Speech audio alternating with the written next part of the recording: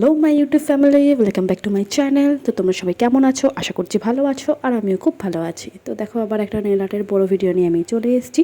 ফার্স্টে আমি একটা ডার্ক রেড শেডের নেল পলিশ আমি পরিয়ে নিয়েছি, সেটাকে পুরোপুরি শুকিয়ে নেব।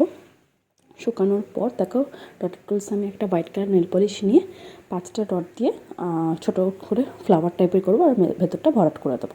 ঠিক তার পাশেই একটা করবো, আর মিডিল বরাবর ফুলটা করেছি, আর তার নিচের দিকে ডান সাইডটা একটা ফুল করছি, আর ওপর সাইডটা তোমার এই সাইডটা আর একটা ফুল ডট দিয়ে ফুল করব। তো এবার ওটা করার পর নিচের দিকে দেখো আর একটা হোয়াইট কালারের ফুল করছি। অ্যাকচুয়ালি এটা ফ্লোরাল প্রিন্টটাই আমি করতে চেয়েছি মেনলি, সব কিছু ফুল টুল দিয়ে।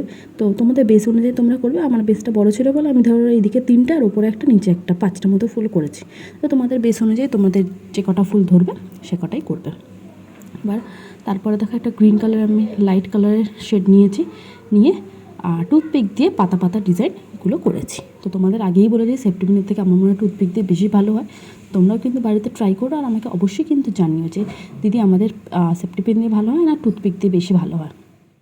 তো দেখো আমি মিলমিশ করে দুটো দুটো করে একটা করে এরকম করে পাতাগুলো করেছি ফুলের চারিধারে।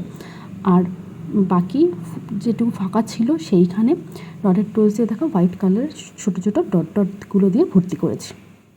একদম ইজি একটা ডিজাইন, তোমরা বাড়িতে ইজিলি ট্রাই করতে পারবে।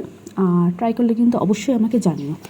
তো ডিজাইনটা আমার একদম শেষের পথে। এবার দেখো হোয়াইটটা দিয়ে আমি ছেড়ে দিচ্ছিলাম, তারপরে দেখো ফুলের ভেতর ব্ল্যাক কালারের ডটটা দিয়ে ফুলটা কত সুন্দর ফুটে উঠেছে, মানে বেশি অ্যাট্রাকটিভ ব্যাপারটা লাগছে। তোমরাও কিন্তু দেখো, আশা করছি তোমাদেরও বেশি ভালো লাগবে।